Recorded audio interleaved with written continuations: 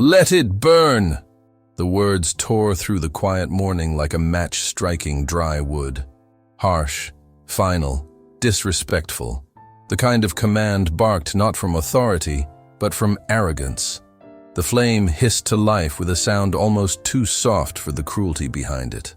Blue turned black, red turned orange, and the stars, white and hand-stitched, curled into ash as the American flag caught fire at the edge of the driveway.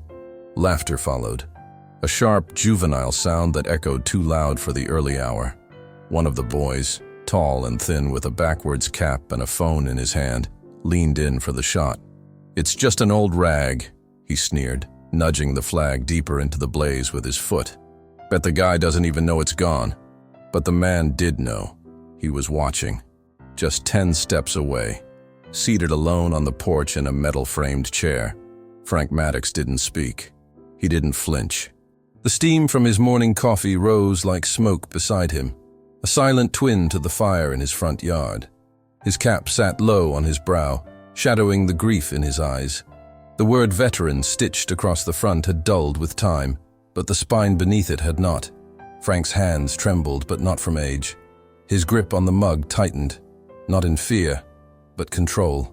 His face remained still, even as the fabric that had once flown above his unit's final camp disintegrated at the feet of children who didn't know the cost of cloth. A breeze carried the scent of singed nylon and disrespect. A neighbor stepped onto her porch across the street, watering can in hand. She paused, looked, then quietly stepped back inside, closing the door with a soft click. The boy with the camera kept filming. Frank just blinked, slow, as if each eyelid carried weight not from years, but from memory. And then, in the stillness beyond the smoke, an engine purred low behind tinted glass. Parked under the canopy of a large oak, a black SUV sat idle, unnoticed. Inside, a man in a pressed shirt and close-cropped hair didn't reach for his phone. He didn't speak. He simply watched. He knew that man on the porch, had followed him once long ago, into darkness, into fire, into silence. And now, he was waiting for the right moment to stand again. If you believe every veteran deserves respect, please subscribe, because every view helps this message reach those who need it most. Frank Maddox had once marched through the wet jungles of Vietnam with a rifle slung across his shoulder and 3 weeks of silence behind his eyes. He had crossed bridges wired with explosives, waded through leech-thick rivers, and stood in the center of firefights without a single wasted breath. But this morning, at 81 years old, the battlefield was smaller, quieter, and made of brick and lawn. He sat on the edge of his porch, as he did every morning, in the same metal chair with the green paint flaking along the arms. His coffee, always black, always too hot, rested on the small glass table beside him. It had gone untouched today. The flagpole stood across the yard, crooked now, leaning slightly to the left, like a bone-healing wrong. At its base, a charred ring stained the concrete. The scent of yesterday's fire still clung faintly in the air, wrapped in the dew. For 17 years, Frank had raised that flag every morning at 6 o'clock sharp. A ritual born not of habit, but of reverence. The flag wasn't just a symbol, it was his, folded by the hands of his son, Staff Sergeant Jacob Maddox, on the day Frank retired from active duty. Back then, Jacob had been just 33, wide-shouldered and full of command.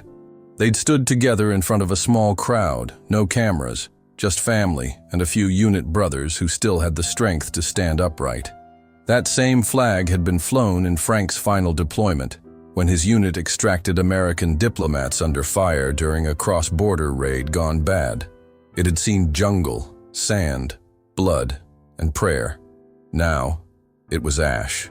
Gone. Frank didn't say a word about it. Not to the neighbor who mowed his lawn on Sundays. Not to the clerk at the grocery store who always gave him a Veterans Day discount in October by mistake. Not even to the Veterans of Foreign Wars post down the road, where the bar stools had held his weight every third Thursday for nearly a decade. He simply did what Frank always did. Rose before the sun, put on his cap, brewed his coffee, and sat in silence. Only this morning, he didn't walk to the pole. The American flag was missing, and so, too, was something in his expression. Something that had once held his shoulders high, even when the bones underneath were failing. The light shifted across the porch as the sun climbed. A dog barked down the street.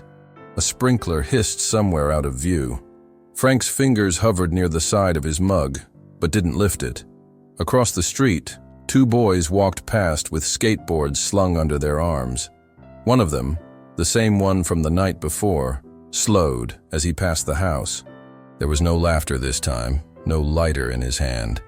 But his mouth curled into something that wasn't quite a smile, and he muttered just loud enough to reach the porch. "You gonna put up another one, Grandpa? Might want to think twice." Frank didn't turn his head. He didn't scowl, but his jaw clicked softly as it clenched, and his gaze lowered toward the ground. For a moment, nothing moved. Then, with a slow inhale that trembled faintly at the edges, Frank rose. His knees ached under the weight of memory. His cane, maple wood, hand-carved, varnished with care, tapped against the wooden floorboards as he steadied himself. One slow step at a time, he crossed the porch, passed the still warm coffee, and descended the stairs. Each movement was deliberate, as if he were walking into something sacred. The breeze shifted again. A few leaves rolled across the sidewalk like forgotten things. Frank reached the base of the flagpole. He looked up. Nothing but sky. His right hand rose, not to shield his eyes, but to salute. It was sharp, exact. The kind of salute drilled into him by a drill sergeant long buried. The kind a soldier keeps, even when no one's watching. And then, with no music, no speech, no audience, he held it. Long enough that the neighbor's curtains twitched. Long enough for a passing car to slow just slightly. Frank lowered his hand, turned, walked back to the porch. He did not speak. He did not sit. He opened the door and disappeared inside. A few minutes passed before the blinds in his front window shifted ever so slightly, a sliver of his face just visible through the thin space between the slats. It was the first morning in nearly 2 decades that the stars hadn't flown in front of Frank Maddox's home, and it would be the last morning something like that would go unanswered, because across town, a number had been dialed, not to the police, not to a lawyer, not even to the local news. Frank had made only one call, one voice, simple and low. "I need a favor," he said. "A flag's been taken." On the other end, the voice didn't ask who or why. It only said 4 words. "I'll be there tonight." He wouldn't call the police. He never had to. But this time he picked up the phone and dialed someone else. Frank stepped off the porch just after noon, cane in hand, wide-brimmed hat casting a shadow over his weathered eyes. The heat had risen since morning, baking the sidewalk in waves that shimmered faintly along the edges. He moved slowly, with purpose, not for pity, not for display, but because each step was a negotiation between bone and memory. His right leg dragged slightly. Shrapnel, decades old, still whispered when he walked. He had no destination. Not today, not after what had happened. But his body demanded movement, ritual, the same way a soldier makes his rounds, even after the orders stop coming. He passed the scorched base of the flagpole. The ashes now swept, but the blackened outline still burned into the concrete like a scar. The wind caught a corner of the flower bed top, snapping it once. Frank stopped and fixed it, folding the edge down with the tip of his cane, then smoothing the dirt around it. He didn't like untidy things. In war, something out of place meant danger. At home, it meant disrespect. He made it halfway down the sidewalk before the screen door across the street creaked open. It wasn't loud, but Frank's hearing, though softened by age and artillery, caught it. A neighbor stepped out, glanced at him, then at the sidewalk, then away. Frank tipped his head. She didn't wave, just turned and busied herself with a flower pot. No words, no eye contact, just the silence of people who had seen something they couldn't unsee and chosen to look away. Further down the block, the boys were gathered again. 3 of them, sitting on the tailgate of an old pickup, drinking cans of something cold and cheap. One of them, the same lanky figure with the backwards cap, leaned over, whispering something that made the others laugh. Frank didn't alter his pace. When he reached the edge of their yard, one of the boys stood, stretching like a cat in the sun. "You should have just taken it down, old man," he said, loud enough to echo faintly across the lawn. The others chuckled. Frank paused, turned his head. Not fully, just enough. His eyes didn't narrow. His mouth didn't twitch. He looked not at them, but through them, as if measuring the distance between disrespect and irrelevance. Then, slowly, he reached up once again, same as he had that morning, and saluted. To nothing, to an empty pole, to a memory still too sacred to explain. The laughter stopped. Not because it was answered, but because it wasn't. Frank turned back toward his house, continued walking. The cane struck pavement in a slow, even rhythm. Tap, step, tap, step. As he reached his porch, the mailman arrived. A younger man with wide shoulders and an awkward kindness. He hesitated at the mailbox, holding out a small stack of letters. His voice was cautious. "Afternoon, sir. You doing okay?" Frank took the mail without a word, nodded once. "Just neighborhood kids," he said, quiet but firm. The mailman lingered a second longer than necessary but said nothing else. There was something in Frank's tone, not dismissal, but finality, as if the matter had been sorted already, somewhere beyond sight. Inside the house, the air was cool and still. Frank laid the mail on the table, unopened. The living room was clean, neat, carefully preserved. No dust, no clutter, just framed photographs and a folded American flag in a triangular case on the mantel. Beside it, a faded snapshot of a young man in uniform, eyes full of pride. Jacob. The clock ticked quietly in the background. No television, no radio. Just the sound of time passing and something else. A hum in the silence. Waiting. Frank stepped into the back room, pulled a box from the closet shelf. Inside, a new flag, still in its plastic, ordered years ago just in case. Soldiers knew the importance of backup. He laid it out across the table, smoothing it with both hands, fingers running across the stripes like he was tracing the folds of an old letter. Then he reached for the iron, plugged it in, and waited. As the metal heated, he stood still, staring down at the cloth, not blinking, just remembering. The first time he'd ever folded a flag, he was 19. It had been raining. The chaplain's voice had been too quiet. The grass at the cemetery had been wet through his boots. He remembered holding the edge of that flag so tight his knuckles turned white because he didn't want to hand it over. Not yet. The iron hissed. Steam rose. Frank pressed it down, slowly, left to right. Smooth, steady, no rush. Outside, the sun dipped lower, shadows lengthened, the street quieted, and then faintly, a sound, tires on gravel, a slow roll of weight across the street. Frank didn't look up, not right away. He finished the last corner, unplugged the iron, folded the flag with surgical care, tuck, triangle, fold, press, then stepped to the front door. When he opened it, the late-day sun framed the shape of a vehicle parked at the curb, a black SUV, engine silent now, and standing beside it, in the golden light, a man in uniform, not dress, not show, but field-built, worn clean, neat, purposeful. He didn't step forward. He didn't raise a hand. He simply stood there, watching. Frank's fingers tightened slightly on the flag in his arms.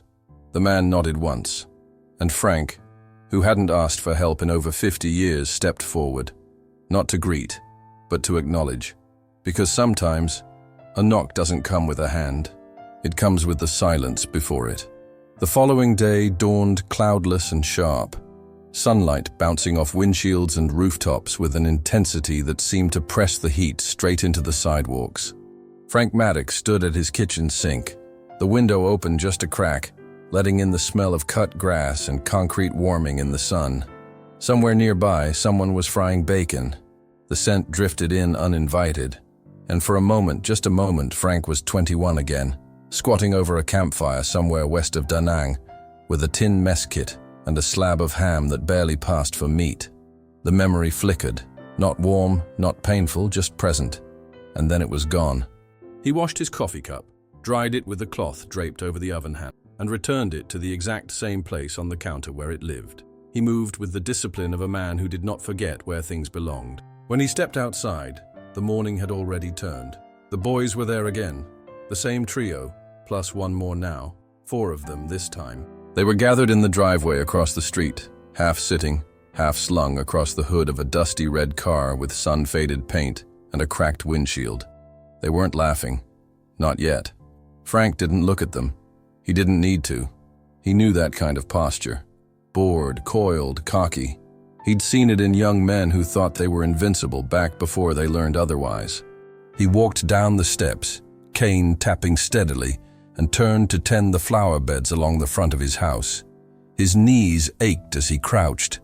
His left hand sank into the soil, fingers parting it like familiar pages.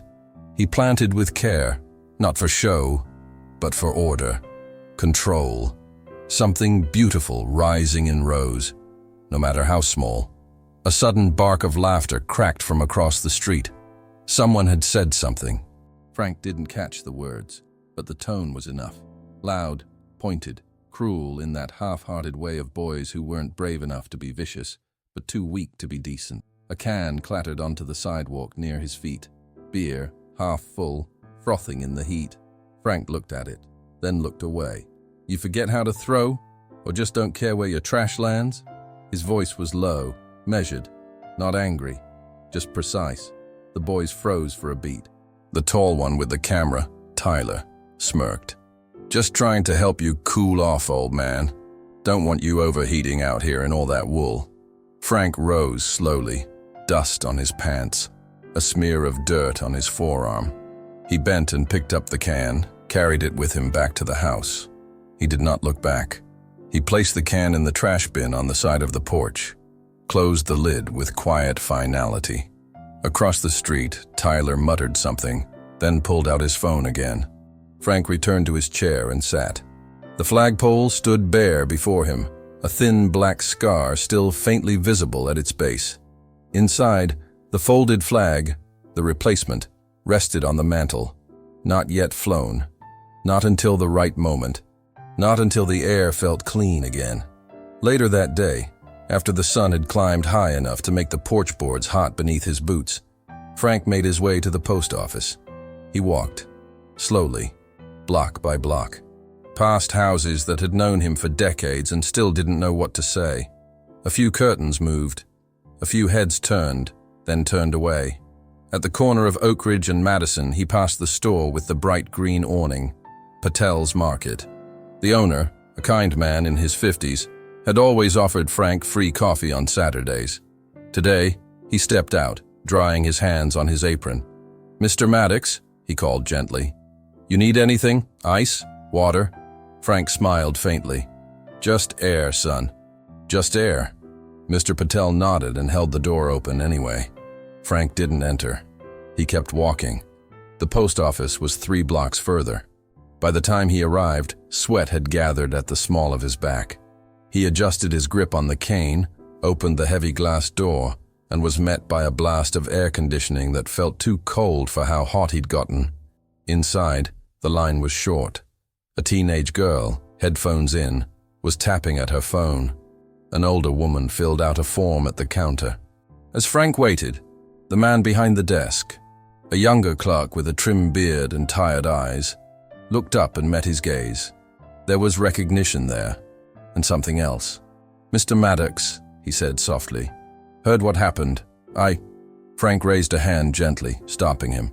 "I'm not here for that. Just need these stamps." He slid the envelope across. The clerk nodded, eyes lowering. No more words were said. On the walk home, the air had grown heavier. Storm clouds gathering at the edges of the sky. Cicadas shrieked from the trees. Frank reached his block just as a car door slammed behind him. He turned his head. Across the street, Tyler was holding something up to the camera again. This time a folded flag. Not Frank's, just a cheap polyester version, probably bought at the gas station downtown. He lit a match, held it under the edge. A friend filmed. The caption shouted across the screen, "How to retire Grandpa's war rags. Part 2. Frank stopped mid-step. One boot on the sidewalk, the other half lifted. His breath didn't catch. His face didn't contort. But his shoulders drew back square. The boys laughed again, nervous. A little louder than they needed to, as if trying to fill the space between what they'd done and what it meant. That night, Frank sat in the dark, no lamp on, the window shades open, the folded flag still untouched. He didn't eat. He didn't read. He watched. He waited. Outside, the spray-painted words across his garage door glistened faintly in the rising humidity. Too old to matter. But inside, the air wasn't still anymore. It was waiting, and something had shifted. By evening, the sky hung low and heavy, veined with thin streaks of lavender and burnt orange. The heat of the day had receded into the cracked sidewalks and chimney bricks, but the weight of it lingered in the air, thick, humming, electric, with the kind of stillness that came before something broke. Frank stood at the edge of his driveway, his cane in one hand, his eyes fixed on the base of the flagpole. The scorched outline had faded slightly, brushed clean by a passing rain 2 days prior, but the memory of it remained vivid. The fire, the laughter, the silence that followed. He turned slowly and made his way toward the garage. The keypad clicked beneath his fingertips, the door motor whirring into motion with a shudder and a soft groan. And there it was, 3 feet tall, letters wide and jagged, uneven but loud. The paint was still fresh, the lines trembling with the haste of a vandal who didn't believe he'd be seen. Too old to matter. The words slashed across the aluminum panel like a wound. Frank didn't move for a long moment. The garage light above him flickered on with a hesitant buzz, casting the message in a sterile white glow. He had seen worse, but not here, not at home. He reached up with the sleeve of his shirt and pressed the cloth to the edge of the paint. The red bled under the pressure, too soon to clean, too wet. But he pressed anyway, slow, firm strokes, his face unreadable. Behind him a car passed by, its music thumping softly through the glass. It slowed, just for a second, then moved on. Frank lowered the sleeve and stepped back. He pressed the remote in his hand. The garage door shuttered down, taking the words with it. But they did not disappear. They never did. Inside, the kitchen light clicked on as he entered. The house was quiet, the way it had always been since Jacob's photograph had taken up permanent residence on the mantel. No footsteps, no laughter. Just the distant hum of the refrigerator and the faint ticking of the old wall clock that hadn't lost a second in 15 years. Frank opened the cupboard, took down a ceramic bowl, and filled it with water. He turned to the table where the folded flag still lay, wrapped in crisp precision, untouched by wind or flame. He dipped a clean cloth into the bowl and began to wipe the edges of the flag's plastic sleeve, not because it needed it, but because the act felt holy. He hadn't raised it yet. Not the replacement. Not until the old one had been answered. Across the room, the landline rang once, then again. Frank stepped over and lifted the receiver from its cradle. "This is Frank." There was a pause, a breath, then a voice. "You seen the video yet?" Frank's brow furrowed. "Who is this?" "Just thought you'd want to know. The kids posted it an hour ago. It's going around." Then the line went dead. Frank stared at the receiver a moment longer before placing it down with deliberate care. He didn't go to the computer. He didn't open his phone. He didn't need to. Somehow he already knew. The next morning, the knock came soft. 2 raps, barely more than a polite announcement. Frank opened the door and found the mailman standing there, cap in hand. I didn't know if you'd seen this." He extended a folded printout, a screenshot, a video thumbnail. Tyler and his friends standing over a burning flag, laughing, posing. The title read, How to Retire Grandpa's War Rags, Part 2. The address was visible in the top corner of the frame. Frank took the paper, stared at it a long moment. "Thanks," he said softly, his voice lined with smoke. The mailman shifted on his feet. He looked 20, maybe 22. Not military, not yet weathered. But his eyes held a trace of shame that wasn't entirely his. "I don't know why they do it. It's wrong. That's all. I thought you should know." Frank nodded once. The door closed. Inside, he folded the paper twice, then once more. He didn't tear it, didn't crumple it. He placed it in the drawer beneath the television, beside old photographs, utility bills, and a worn manila envelope filled with documents bearing seals and stamps from the Department of Defense. Later that evening, thunder rolled in from the west, low and slow, like a distant drumline. Rain tapped against the window panes with soft insistence. Frank stood at the mantel. The new flag lay in his hands now, unwrapped, unfolded. He smoothed its edges again and again, the way one might comfort a wounded thing too proud to cry. He thought of Jacob. The last day he'd seen his son had been in this very room. A Tuesday. The morning sun had sliced across the carpet, catching the edge of the boy's boots as he laced them with calm fingers. He hadn't said much, just that he was proud, that he'd be back soon. That was 23 years ago. The doorbell rang. Frank didn't move. It rang again. He stepped toward it, slow and deliberate. The porch light flicked on as he opened the door. No one stood there. Just a box. Plain. Brown. No label. No markings. Frank knelt slowly, picked it up, carried it inside. He opened it on the kitchen table with a small folding knife. Inside was another flag. Standard issue. Not like the one on his mantel. This one was different, heavier, new, crisp. And beneath it, a note, only 4 words. "Let this one fly." Frank stared at it for a long time. The handwriting was firm, all capital letters. Military block. Outside, the storm began in earnest. Sheets of rain swept the road clean, washing away the beer cans, the cigarette butts, the bits of ash that had clung to the corners of the driveway. Inside the house, Frank placed both flags, the one from his son and the one from the box, side by side on the dining table. The room went quiet. He stood between them, and he knew. Tomorrow, something would change. The sun rose late behind a veil of gray, casting a softened light over the neighborhood. The clouds drifted low and slow, dragging their weight across the sky like the belly of an old ship just barely afloat. It was the kind of morning that made people sleep longer, speak quieter. But not Frank Maddox. By 6 o'clock he was already dressed. Dark slacks, neatly pressed, a pale buttoned shirt, sleeves rolled to the forearm, boots shined to a dull, respectful black. Not new, not decorative, just correct, the way things ought to be. In the dining room, the table had been cleared. The 2 flags were gone, no longer side by side in comparison, no longer needing to be. One had returned to the mantel where it belonged. The other, the crisp new one, had been folded once more, this time by Frank's own hands, its corners tucked with an almost reverent care. He carried it under one arm as he stepped onto the porch, his cane in the other hand. The wood tapped once against the doorway, then again on the steps as he descended. The air was thick with moisture, a breeze stirring the leaves like whispered rumors.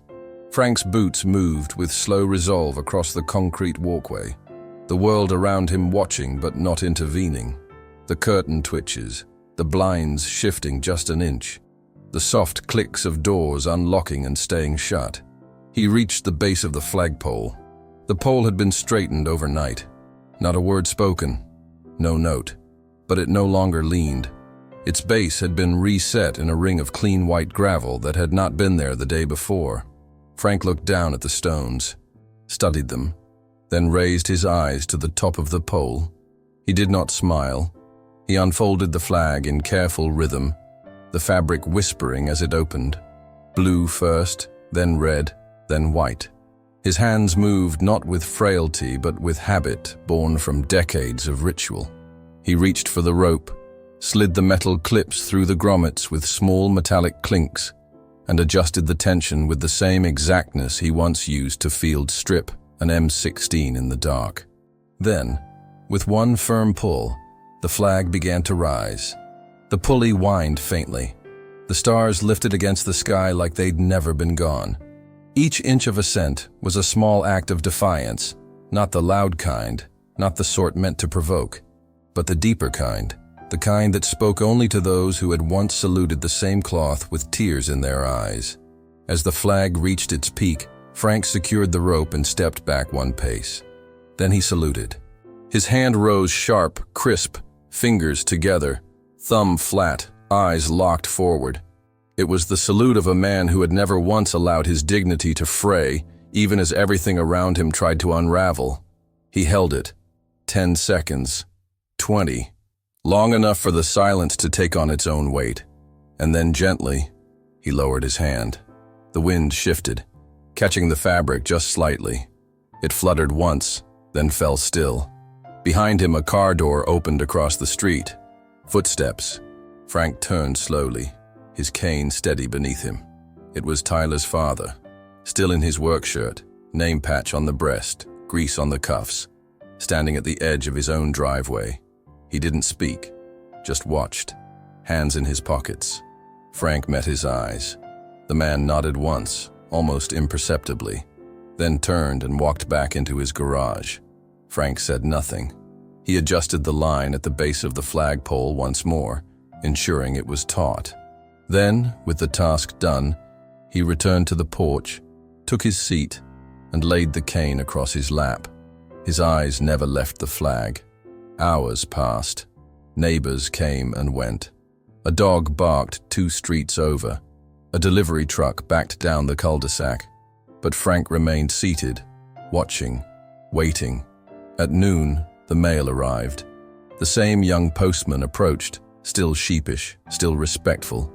This time, he didn't speak, just handed over a small stack of envelopes, nodding once before walking off. Frank turned the top envelope over in his hand. No return address. He opened it carefully with the blade of his pocket knife. Inside, a single photograph, grainy, decades old. It showed a younger Frank standing in a line of 8 men, all in fatigues, one arm around another's shoulder. In the center, a teenage boy in civilian clothes, eyes wide, smile awkward. Jacob. On the back, one sentence written in thick, dark pen. You taught us how to stand. Frank placed the photo beside the framed one on the mantel, then sat again in his chair. That evening, he ironed his shirt once more. Not for vanity, for readiness. His movements were steady, methodical. Each fold exact, each collar pressed flat. He moved like a man who had never surrendered to noise, only to silence. The house smelled faintly of starch and clean cotton. And outside, under the glow of a dim porch light, the flag still flew, untouched. It caught the evening breeze gently as the first stars blinked into view. And from a car parked half a block away, the engine idling low, a man watched through the windshield. He did not take a picture. He did not step out.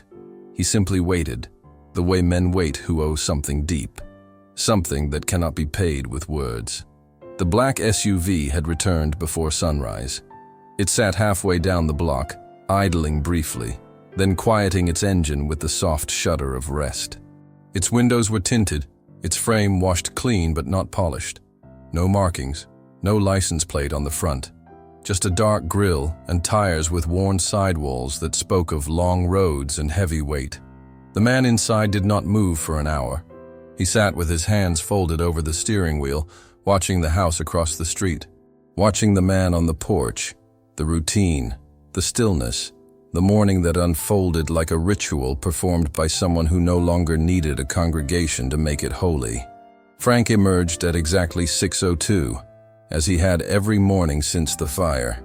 The new flag, crisp and vivid, hung at full height, its edges catching the breeze like the breath of a patient waking from surgery. It no longer looked out of place. It looked restored. like something pulled from the earth, cleaned, and made worthy again. Frank paused at the top step, adjusted the cap on his head, the faded one, the one with the patch that had seen salt water and jungle and desert in equal measure. He scanned the street briefly, then descended with the even rhythm of cane and boot. He made no sign that he saw the SUV, but he had. He always did. By the time he reached the flagpole, the sun had cleared the rooftops. The light came in shafts now, slicing diagonally across the trimmed hedges and brick walkways. Frank's shadow fell long behind him. He stood at attention, saluted, held it, then stepped back. As he turned to walk back to the porch, the door of the SUV clicked open. Frank paused mid-step, hand resting on the cane's grip. The man stepped out, tall, broad-shouldered, the kind of frame that once moved through smoke and broken concrete without needing to ask which direction danger lay.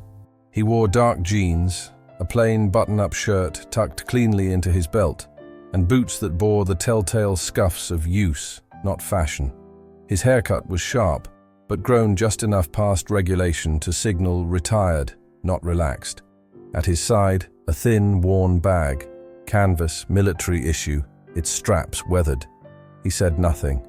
Frank looked at him across the lawn, across the years. They had not seen one another in nearly 2 decades, but the space between them did not feel long. It felt exact. The man approached slowly, the gravel of the driveway crunching softly underfoot. He stopped at the base of the porch, eyes steady. Frank studied him. His name was Levi Monroe, former commander, former SEAL Team 6. But to Frank, he would always be the quiet 19-year-old who had sat beside him in the dark in a rain-soaked jungle, breathing through his teeth while a bullet burned in his shoulder, and silence was the only thing keeping them alive. Frank didn't offer a handshake. Levi didn't expect one. Instead, Frank tilted his head just slightly, the faintest nod, less acknowledgement than confirmation. Levi stepped up onto the porch.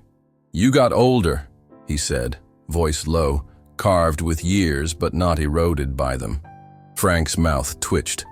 Not a smile, but a recognition. "So did you," he said, "but you still stand like you're waiting for an order." Levi glanced at the flag, then back at Frank. "Wasn't sure if you'd call." "I didn't." A pause. Levi nodded slowly. "You just said you lost something." Frank stepped aside and motioned to the second chair on the porch, metal-framed, green paint peeling, identical to his own. Levi sat. Neither man spoke. The breeze stirred. A bird trilled from somewhere beyond the neighbor's tree. The world went on, unaware that something sacred had just been reassembled. Frank looked straight ahead, hands folded over his cane. They burned it in the middle of the morning. Didn't even wait for me to leave. Levi didn't turn his head. "Kids?" "Neighbors." Levi's jaw tightened, but he said nothing. "Spray painted the garage the next day," Frank added. "Said I was too old to matter." A silence passed between them, deep and clean. "I saw the video," Levi said after a while. "Was already halfway here when you called." Frank nodded once. He tapped the cane once against the floorboards. "I didn't call for a fight. I know. I just needed someone who remembered." Levi leaned forward, elbows resting on his knees, hands clasped. "I remember everything, Frank. Every inch of it." They sat like that for a long while. 2 men cut from the same cloth, thinned, but not torn. Beneath the porch light, the flag lifted and settled again in the breeze. Across the street, a child rode his bike in slow loops along the curb, oblivious. Frank turned his head. They think time makes people soft. That years strip things away. Levi watched the flagpole. "They're right," he said. "It strips everything but what matters." Frank's voice dropped lower. "My boy folded that flag. It was the last thing he handed me. I taught him how to stand, and the world taught him how to fall. I can't let that end in silence." Levi nodded again. "I'm not here to speak," he said. "I'm here to stand." Frank looked over at him, really looked, and for the first time since the ashes, something flickered at the edge of his expression, a quiet steadiness. Not joy, not peace, but something older than either. He reached into his shirt pocket and pulled out a small square of cloth, a corner of the burned flag, all that was left. Charred, frayed, blackened along one edge, but the blue and one white star still visible. He placed it on the armrest between them. Levi stared at it, unmoving. And then, without ceremony, he removed a small item from the canvas bag at his feet. A single patch, faded, once sewn to the shoulder of his field shirt. A trident in silhouette, the mark of those who had gone where others would not. He placed it beside the cloth. Frank didn't speak. Neither did Levi. The sun moved a few more degrees across the sky, and in the stillness of a quiet porch, a silent witness had answered the call. The sky had turned a deeper shade of August by mid-afternoon, the kind of copper-toned light that stretched the shadows of trees long across the cracked sidewalks and painted every lawn with the hush of early evening. The air was warm, but no longer heavy, as if the world had exhaled after holding its breath all morning. Somewhere down the block, a lawnmower sputtered to silence, and the neighborhood fell back into the kind of stillness that always preceded something remembered. Frank was seated on his porch, just as he had been for days. The same chair, the same hat, the same posture. Spine straight, cane balanced lightly across his knees. But today, there was something different. A second presence beside him, solid and motionless. Levi Monroe sat in the adjacent chair, elbows on thighs, eyes fixed not on the street, but on the flag. They had not spoken in over an hour, but there was no need. The silence between men who had shared battlefields didn't carry weight. It carried memory. They were waiting for something, and they knew it was coming. The first sound came low, the scrape of rubber soles across concrete. Then voices, brash and bright, bouncing off the walls of the narrow street like stones skipping across a pond. The boys had returned. Tyler walked in front, shoulders cocked, grin already forming. Behind him, the other three dragged their feet, eyes flicking toward the porch, toward the men seated under the fading light. They crossed the street slowly, not hiding, not sneaking. Confident, casual. Tyler held a crushed aluminum can in one hand, tapping it rhythmically against his thigh. As they approached, the pace slowed. He saw Frank, unmoving. Saw Levi beside him, unfamiliar. Hesitated. Then, with a flick of the wrist, he tossed the can toward the porch. Not directly at them, just close enough. It struck the edge of the step and rolled once, loud in the quiet. Frank didn't move, but Levi did. Not fast, not dramatic. He rose slowly, deliberately, his boots planting firm on the wooden slats of the porch. The motion alone was enough to silence the boys. He descended the steps without a word, the rhythm of his footfalls as measured and heavy as a judge walking toward a bench. He reached the can, picked it up, looked at it for a long time, then walked toward Tyler and placed it directly into the boy's hand, not with anger, not with violence, but with the kind of calm that came from knowing exactly who you were. "Clean it," Levi said. His voice was quiet, final, the kind of command that didn't need volume to carry. The boy blinked, mouth half open, confused for just a second, not by the request, but by the fact that it wasn't followed by a threat. There was no shove, no insult, just the instruction. Clean it. Now. Tyler's friend shifted beside him. One of them took a small step back, and in that moment, that precise moment, the entire mood fractured. Whatever cruelty they had brought with them, whatever bravado they had planned to flex in front of an old man and a stranger, it died. Not because they were afraid, but because suddenly, they weren't sure anymore what kind of ground they were standing on. Levi remained still. His body was loose, but anchored, as if every inch of him had already calculated 100 possible outcomes and dismissed them all. He did not raise his voice. He didn't need to. Frank had not moved, but now he stood. He came down the steps with a slow, steady grace, like a flag being lowered at dusk. He stood beside Levi, not in confrontation, but in unity. And for the first time, Tyler looked directly at Frank, not at the hat, not at the cane, at him, and saw something there he hadn't expected. Not defiance, not anger, but precision, strength, age stripped of all weakness. He opened his mouth, then closed it. Levi nodded toward the crushed can in his hand. Still quiet, still waiting. Tyler dropped his gaze to the metal, then to the sidewalk. "I didn't mean," he began. Levi shook his head once. "Don't lie," he said. Frank said nothing. His hands were behind his back now, fingers locked. A stance he hadn't taken in years, but one that returned without effort. The boy took a slow breath, then bent down and picked up the other bits of trash around the sidewalk. One by one, the others helped. Not because they were told to, but because something in the air demanded it. They didn't speak. They didn't run. They cleaned in silence.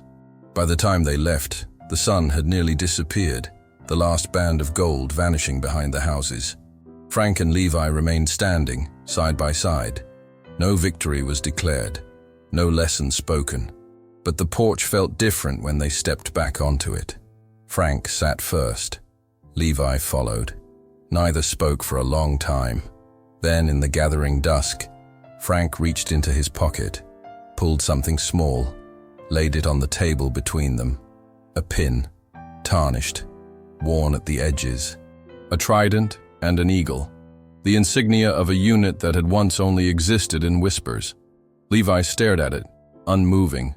"That pin," Frank said softly, "sat in my desk drawer for 20 years. Belonged to the boy who didn't come home." Levi didn't reach for it, he only looked. Frank closed his hand around it again, slowly, purposefully. And the two men sat in silence, as the flag above them shifted once in the wind, and the stars emerged, not all at once but gradually, as if waiting for permission to be seen again. The sun had long since gone down, but its warmth lingered like memory in the wood of the porch. Crickets had taken up their nightly post in the hedges, tuning their instruments in the hush between streetlights. Above them, the sky was clear, deep and infinite. Stars scattered like secrets too old for paper. Frank Maddox and Levi Monroe sat in their chairs without speaking, shoulders squared toward the flag that now drifted lazily in the hush of a late summer breeze. The pole had become more than a fixture. It was now a monument, not just to a life served, but to a line drawn silently in the sand. And in its shadow, the two men sat like sentries, not on guard, but on vigil. The porch light behind them cast a soft halo across the table between their chairs, illuminating the worn pin that lay nestled beside a half-finished cup of coffee. Neither man had picked it up again. They didn't need to. It had said what it came to say. In the silence, the night unfolded gently around them. Across the street, a television flickered blue behind a closed curtain. Somewhere down the block, wind chimes rang 3 soft notes before the breeze moved on. The world was still. Not out of fear, but out of recognition. Levi reached into the breast pocket of his shirt. He moved slowly, not with hesitation, but with respect. His fingers curled around something small, square, and time-worn. He placed it on the table next to the pin, a photograph, creased at the corners. The colors faded, but still holding. It showed 8 men, crouched beside a Black Hawk helicopter, all in desert gear, grinning like fools who had just escaped something they couldn't name. In the center, younger versions of both men, Frank with sharper edges, Levi with wide eyes and crooked teeth. The sand clung to their boots and their skin. A thin trail of smoke curled in the distance, just behind the rotor blades.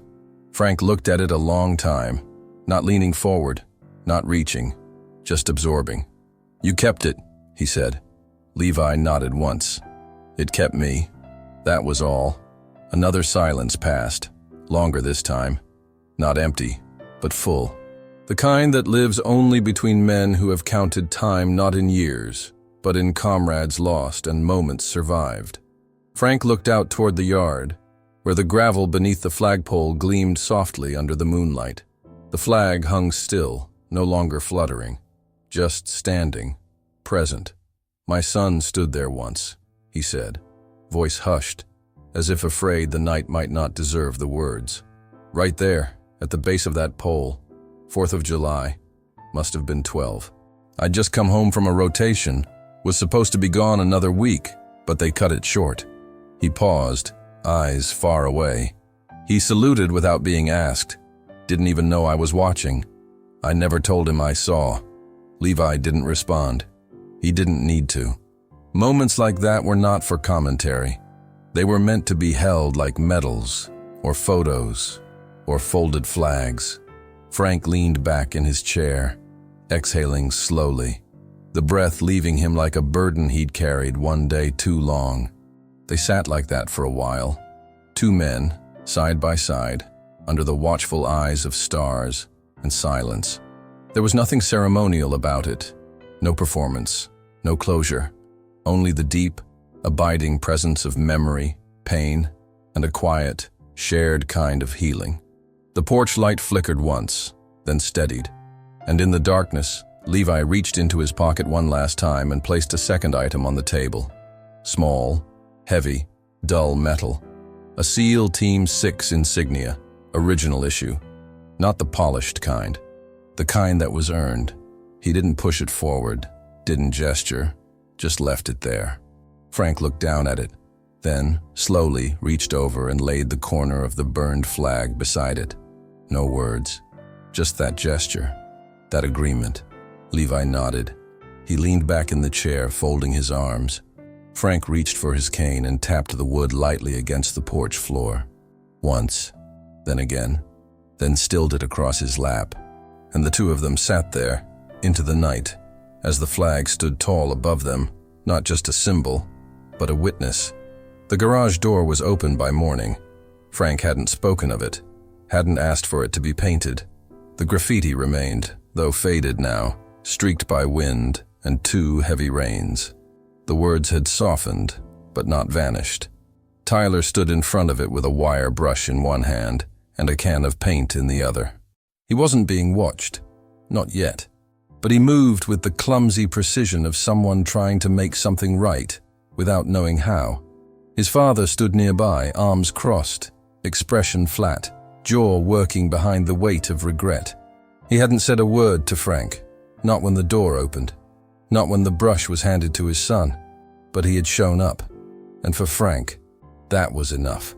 Across the street, Levi Monroe leaned against the frame of the porch, arms folded. His eyes were on Tyler, but his thoughts were elsewhere. He watched the boy scrub at the words like penance, the red paint bleeding beneath the bristles, the muscle in his forearm twitching with effort. Frank stood just inside the house, watching through the screen door. His silhouette was still, a figure formed not of confrontation, but of witness. It was Levi who finally crossed the street. He didn't speak right away, just stood near Tyler, observing the strokes of the brush against metal. "You know what those words meant?" he asked, finally. Tyler hesitated, didn't look up. "I thought I did," he muttered. Levi nodded. "That man you're scrubbing this garage for," he said quietly, "once carried a man 2 miles through enemy fire in Cambodia. Not just wounded, crushed pelvis, shot through the thigh, no cover, no air support. Carried him until his own legs gave out." Tyler paused. The brush stilled. Levi continued, voice low, steady. "I was that man." The boy looked up slowly. Levi's face didn't change. "He never mentioned it to you, did he?" Tyler shook his head. "He wouldn't," Levi said. "He's not that kind of man." He crouched slightly, pointing toward the lowest part of the graffiti, where the last trace of "too old to matter" was smeared like a ghost. "You think a man forgets something like that?" Levi's voice had tightened now, not in anger, but in ache. "You think a man comes back home, builds a life, and lets disrespect walk into his yard like it owns the place?" Tyler said nothing. His face had gone pale, the sweat along his temples no longer from the work. Levi stood. "He bled for this country before you were born. He lost a son in Afghanistan. He didn't burn a flag, He raised one every day, even when his bones couldn't carry him down the steps. He gestured toward the house. Frank Maddox, United States Army, Bronze Star, Silver Star. Unit citation in '72 that the government still won't unseal. The wind moved across the street like a tide pulling back. Across the lawn, Frank stepped outside. He didn't interrupt. He didn't raise his voice. He simply watched, his hand resting on the top of his cane like the hilt of a weapon no longer needed. Tyler looked down again. The brush resumed. Stronger now, more certain. Levi turned toward the boy's father, who had remained silent, the guilt pooling beneath his eyes too long to dam up now. "I served under Frank for 5 years," Levi said. "You don't ask men like that for stories. You carry them." He looked down the block, at the houses still shuttered behind glass and blinds, at the quiet that had become too easy to ignore. "Until somebody decides to speak," he added. The father stepped forward. Not all the way, but close enough. "He never said a word," he murmured. "He didn't have to," Levi answered. Later that afternoon, as the sun leaned toward the horizon, the graffiti was gone. The paint had dried, pale and clean, the aluminum gleaming faintly in the light. Tyler walked up the front steps of Frank's house. He didn't knock, just stood there a moment, unsure, then sat on the top step. Frank opened the door slowly. The boy turned his head. "I didn't know," he said. Frank nodded once. "I know. I'm sorry." Frank studied him for a long moment, then stepped out onto the porch, lowering himself into the chair beside the boy with a creak and a sigh. He didn't speak, but he didn't send him away. They sat like that as the day ended, the boy who didn't know better, and the man who never asked for anything but a clean flag and enough sky to raise it under.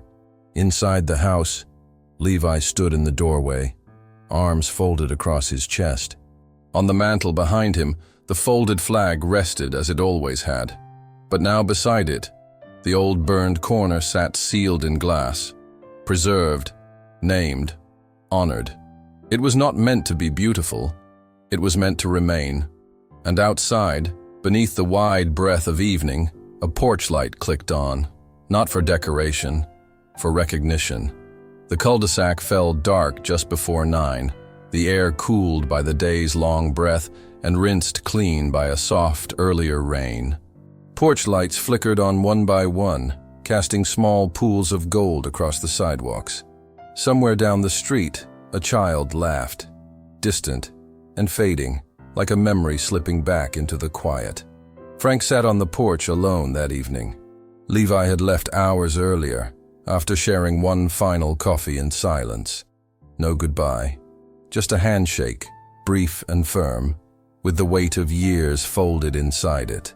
The folded flag remained on the mantel. The replacement, the one that had flown since the fire, still hung above the yard, its threads firm in the breeze. The yard itself had changed. Neighbors had trimmed their hedges. A new wreath hung quietly on the door across the street, and for the first time in weeks, no voices mocked him from the sidewalk, only wind and quiet. At precisely 9:17 p.m., the sound of engines echoed at the far end of the block. Frank lifted his eyes, cane resting across his lap, his knuckles easing slightly from where they'd gripped the handle out of habit more than need. 3 black vehicles rolled slowly around the bend, not police, not press, government issue, subtle, sharp-edged, unmistakable. They didn't roar, they moved, deliberate, precise. As they neared his driveway, the lead vehicle eased to a silent stop. Its headlights dimmed. For a moment, there was no sound. Then the doors opened. Men emerged. 8 in total. Each one stepped out without a word, dressed in midnight navy. Not dress blues, not showpieces, but the reserved ceremonial uniforms of Special Operations Command. Boots polished, faces unreadable. The last man to exit stood a head taller than the rest. He carried a folded flag in both hands, bound tightly, corners sharp. They didn't approach the porch. They approached the yard. Without command or gesture, they began their work. One man peeled off and knelt at the base of the flagpole. He drove a new anchor into the concrete, not over the old base, but beside it. Fresh, level, permanent. Another carried a replacement pole, thicker, steel-reinforced, powder-coated black. It was raised slowly with reverence, not speed. Each piece fitted and locked with quiet efficiency. Not a word was exchanged.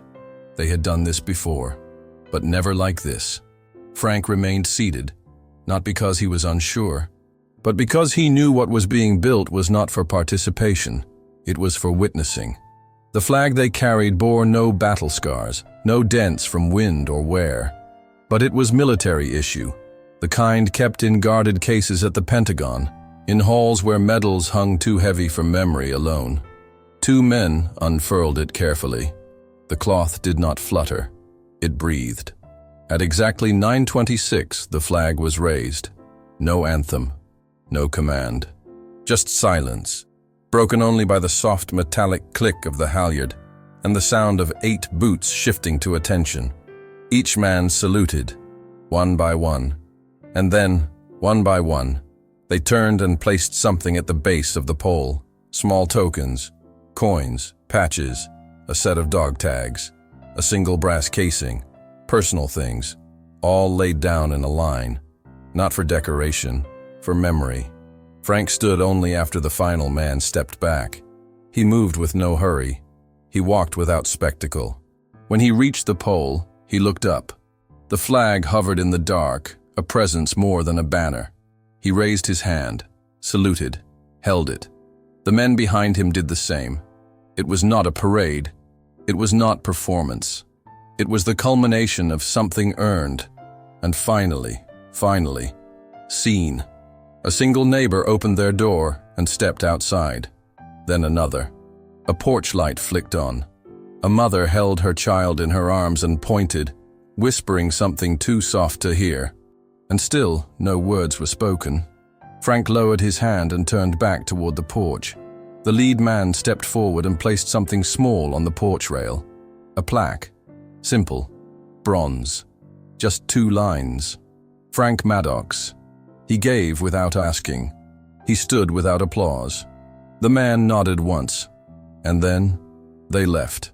One by one, the men returned to their vehicles. The doors closed, the engines started, and just as silently as they'd arrived, the convoy disappeared down the street.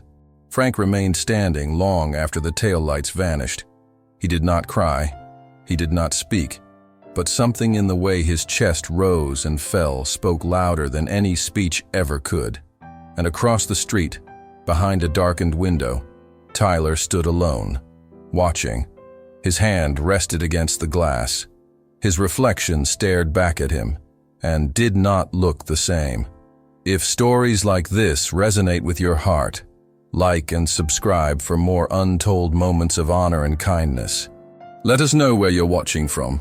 And if this moment brought back memories you carry with you, the best way to honor their memory is to keep listening. Click on the next video now, and we'll walk together through another untold chapter of courage and sacrifice.